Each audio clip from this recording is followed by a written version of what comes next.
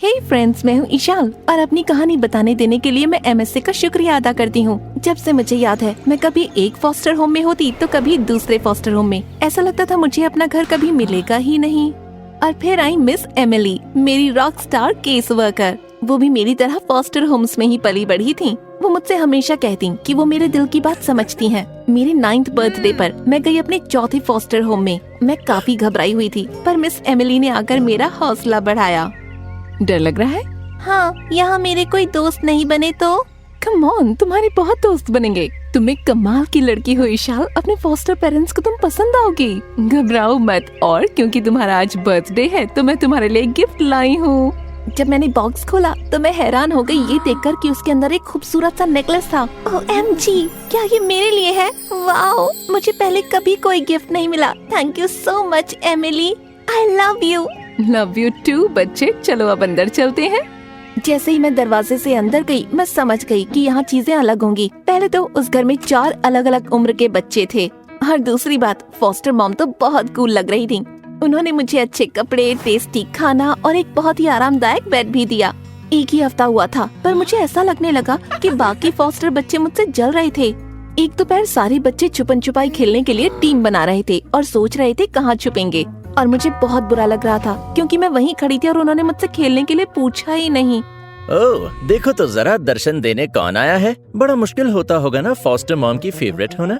वो तो सबके साथ ही अच्छी हैं, है ना? अच्छा, इसलिए हम बंक बेड पे सोते हैं, पुराने कपड़े पहनते हैं और सड़ा हुआ खाना खाते हैं, जबकि तुम्हें खाने के लिए मिलता है मैकडॉनल्ड्स और KFC। तुम मिस एमिली के करीब हो, इसलिए फॉस्टर मॉम भी तुम्हें ज्यादा ही प्यार करती हैं। चली जाओ यहाँ से, ये हमारा खेल है, हम तुम्हारे साथ नहीं खेलना चाहते। हार मानकर मैं जाने लगी, पर तभी किसी ने मेरा हाथ पकड़ा। वो माया थी, लगभग मेरी उम्र की एक और फॉस्टर लड़की। बस करो तुम लोग, सीरियसली इतना जल क्यों रहे हो? फॉस्टर मॉम जो करती है उसमें ईशाल की क्या गलती? ओह, तो अब वो तुम्हारी बेस्टी हो गई। तुम्हें उसकी साइड लेनी है तो चली जाओ यहाँ से। तुम लोग भी ना बहुत अजीब हो। चलो ईशाल, हम बाहर चलकर खेलते हैं। माया और मैं अच्छे दोस्त बन गए और जल्द ही हमें अलग करना भी मुश्किल हो गया। उसे मैं सारी बातें बताती और उसे मैंने ये भी बताया कि एक दिन मैं बड़े होकर डॉक्टर बनना चाहती हूँ और तुम बनकर रहोगी। तुम जो चाहे वो बन सकती हो ईशाल, मुझे पक्का यकीन है। मुझे क्या पता था कि जल्द ही हमारी दोस्ती का इम्तिहान लिया जाएगा। एक दिन हमारे रिजल्ट्स निकले और मुझे बहुत अच्छे मार्क्स तो नहीं मिले, लेकिन हैरानी की बात है फॉस्टर मॉम ने हमारी तारीफ की। ईशाल, तुम्हारी मेहनत पर मुझे गर्व है। चलो इस बात का जश्न मनाते हैं। मैं मिस एमिली को भी इनवाइट करूंगी, वो भी देखेंगी कि मैं तुम्हारा कितना ख्याल रखती हूँ। उन्हें भी अच्छा लगेगा। एजेंसी में वो मेरी तारीफ करेंगी और क्या पता मुझे और बच्चे मिल जाएं रखने के लिए। सेलिब्रेशन में तो बहुत मजा आया, पर जब मैं कमरे में गई तो मेरा दिल बैठ गया। मैंने कमरे में देखा कि मेरा प्यारा नेकलेस जमीन पर टूटा पड़ा था और माया टुकड़ों को उठा रही थी।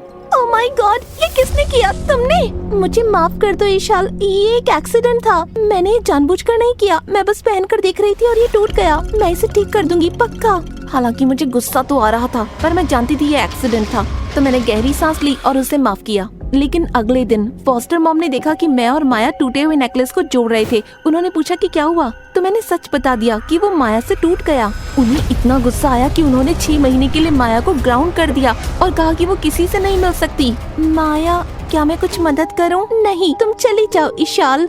ज्यादा राजा हरिश्चंद्र बनकर सबको सच बताने की क्या जरूरत थी? ये क्यों नहीं कहा कि नेकलेस तुमसे टूटा और मैं हेल्प कर रही थी? पर मैंने तो उन्हें सिर्फ सच बताया। ज्यादा नाटक मत करो ईशाल, सब जानते हैं कि एमिली से तुम्हारी अच्छी दोस्ती है, इसलिए तुम्हें सब मिलता है। मैं समझ रही हूँ, तुम एक बिगड़ी हुई लड़की हो, बाकी सब बच्चे तुम्हारे बारे में सही थे। पर माया, मुझसे दोबारा बात मत करना ईशाल। माया गुस्से में पागल हो गई थी और इससे हमारी दोस्ती में दरार आ गई। पर फिर भी मुझे उम्मीद थी कि माया को अपनी गलती का एहसास होगा और सब कुछ ठीक हो जाएगा। पर उसकी जगह वो तो एक मीन गर्ल बन गई। हमेशा मुझे देखकर मुंह बनाने लगी थी, मेरे बारे में अफवाहें फैलाती थी और फॉस्टर होम में मेरी जिंदगी को नर्क बनाने लगी। ऐसा लग रहा था जैसे कि मैं किसी मीन गर्ल वाली मूवी में हूँ फॉस्टर होम में। एक सुबह जब मैं सोकर उठी तो देखा मेरी फेवरेट टी-शर्ट को किसी ने काट दिया। ऐसा लग रहा था किसी जंगली भालू का अटैक हुआ हो। सीरियसली माया, तुम्हें मेरी टी-शर्ट फाड़ने की क्या जरूरत थी? मैंने तुम्हारा क्या बिगाड़ा है? तुम पागल हो गई हो क्या? तुम्हें लगता है मैं तुम्हें इतनी आसानी से जाने दूंगी? तुम्हें अपने किए का फल मिल रहा है ईशाल, पर मैंने तो कुछ किया ही नहीं। Whatever। माया के लगातार हमले तो बंद ही नहीं हो रहे थे। ऐसा लग रहा था जैसे माया नाम के बादल मुझ पर छाए हुए हैं। मुझे इतना उदास देखकर मिस एमिली ने प्रॉमिस किया कि वो मेरे लिए दूसरा फॉस्टर होम देखेंगी। कुछ महीनों बाद उन्होंने वादा निभाया और मेरे लिए एक नई जगह ढूंढी। जब मैं जाने लगी तो बाकी बच्चों ने मुझे बहुत गुस्से से देखा और ये देखकर मुझे बहुत दुख हुआ। जब मैं नए फॉस्टर होम में गई तो एक चुलबुली टायरा नाम की लड़की ने मुझे गले लगाकर मेरा वहाँ पर स्वागत किया। यकीन नहीं होता तुम यहाँ हो, मैं बहुत खुश हूँ। मैं हमेशा से एक बहन चाहती थी, अब हम दोनों मिलकर बहुत मजे करेंगे। मॉम डैड ने बताया कि तुम आ रही हो, मैं 6 बजे से तुम्हारा इंतजार कर रही थी। क्रेजी है ना? वैसे मैं टायरा हूँ। उसकी हरकतें देखकर मुझे लग रहा था उसे शुगर रश हो रहा है, पर उसकी पॉजिटिव एनर्जी से मुझे प्यार हो गया। थैंक्स टायरा, मैं हूँ ईशाल, तुमसे मिलकर अच्छा लगा। आने वाले दिनों में मुझे पता लगा कि मेरी तो लॉटरी लग गई है। टायरा के माँ बाप के पास ज्यादा पैसा नहीं था, पर उनका दिल बहुत बड़ा था। टायरा की तरफ उनका प्यार देखकर मुझ में भी उम्मीद जाग गई और मुझे बहुत अच्छा महसूस होता था। धीरे धीरे टायरा और मेरी दोस्ती हो गई और हम करीब आ गए। टायरा को पेंटिंग करने का बहुत शौक था और वो कमाल की पेंटिंग्स बनाती थी। हालांकि टायरा और मैं सब कुछ बांटते थे, अपने कपड़े, अपने सीक्रेट्स, लेकिन वो अपने कमरे को तिजोरी की तरह बंद रखती। मैंने भी ज्यादा नहीं पूछा, हमारी दोस्ती भरोसे पर बनी थी और अगर वो अपने रूम में किसी को आने नहीं देती तो कोई बात नहीं। पर एक दिन हम बैकयार्ड में मस्ती कर रहे थे तो कुछ हो गया।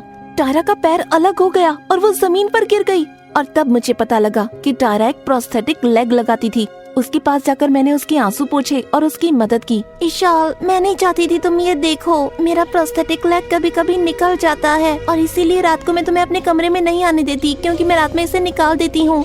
वाओ टायरा, तुम इतनी कमाल की हो, मुझे तो पता ही नहीं था। पर इससे कोई फर्क नहीं पड़ता, तुम अभी वही अमेजिंग टायरा हो जिसे मैं बहुत पसंद करती हूँ, पर अब तुम और कूल हो गई। उस दिन के बाद से हमारी दोस्ती और मजबूत हो गई थी।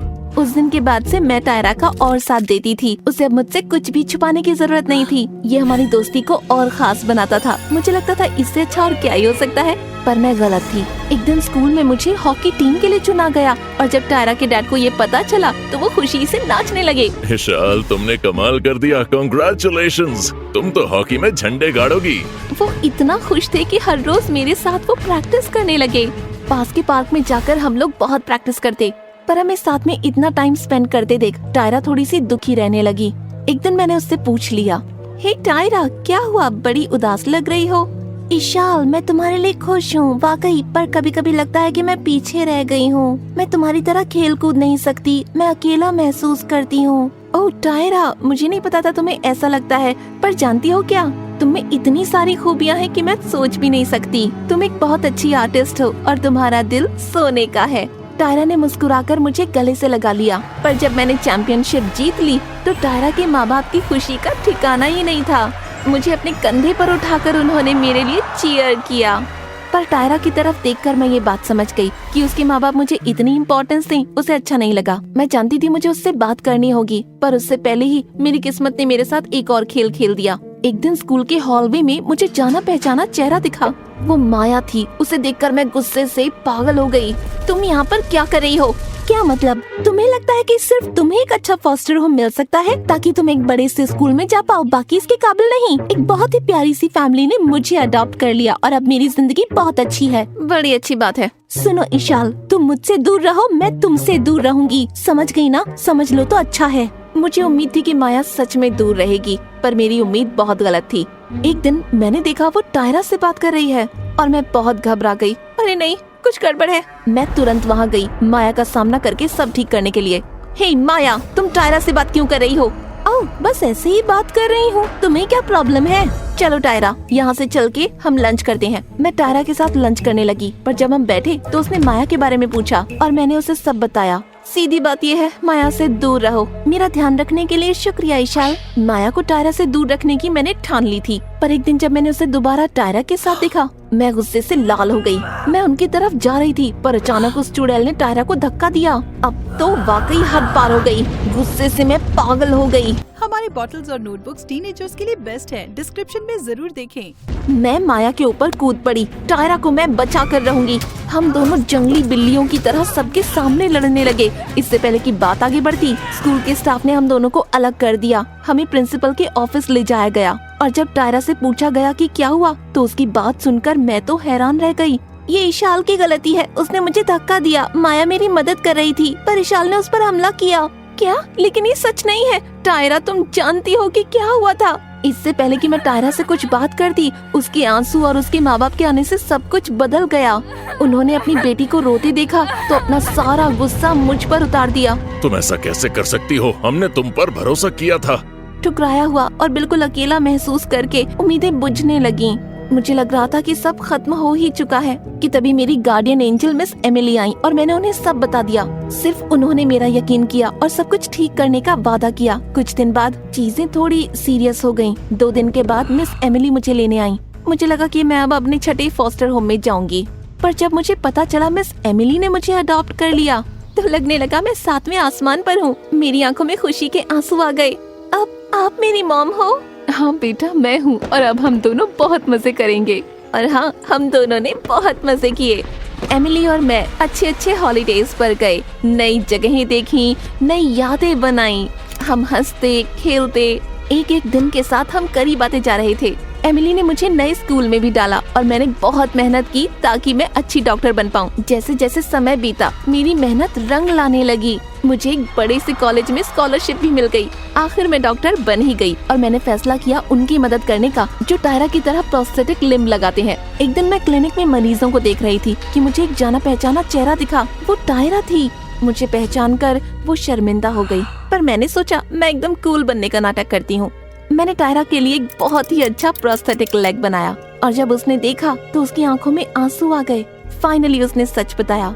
इशाल, क्या हम बात कर सकते हैं प्लीज? मैं सब कुछ समझाना चाहती हूँ। कोई जरूरत नहीं। जरूरत है। मैं बहुत डर गई थी। तुम नहीं जानती, पर जब मैं 7 साल की थी तो मुझे भी अडॉप्ट किया गया था। उसके पहले मैं तुम्हारी तरह ही अलग अलग फॉस्टर होम्स में रहा करती थी। माया ने मुझे यकीन दिला दिया कि मेरे माँ बाप मुझे तुमसे बदल देंगे। मॉम डैड तुमसे बहुत प्यार करते थे। तुम स्पोर्ट्स में इतनी अच्छी थी। मैं तुमसे जलने लगी। मैं खुद एक बच्ची थी। मुझे समझ नहीं आया मैं क्या करूँ। मैं अपना परिवार खोना नहीं चाहती थी तो मैंने माया की बात मान ली, पर तुम्हारे जाने के बाद उसने मुझे धोखा दे दिया और तब मुझे पता चला कि वो झूठ बोलती थी कि तुमने उसके साथ बहुत बुरा किया, जबकि बुरी तो वो थी। स्कूल में उसने मेरा जीना बहुत मुश्किल कर दिया था। शायद सही भी हुआ। मैंने तुम्हारे साथ बुरा जो किया था। टायरा की बातों का मुझ पर बहुत असर हुआ और सब कुछ साफ हो गया। मैं समझने लगी कि टायरा के लिए ये कितना मुश्किल रहा होगा अपने माँ बाप को मेरी तारीफ करते देखना जब वो खुद मुश्किलों से जूझ रही थी। कोई बात नहीं टायरा, गलती सबसे होती है। जरूरी ये है कि उन गलतियों से सीख लेकर हम सब कुछ ठीक करें। तो क्यों ना हम फिर से शुरुआत करें।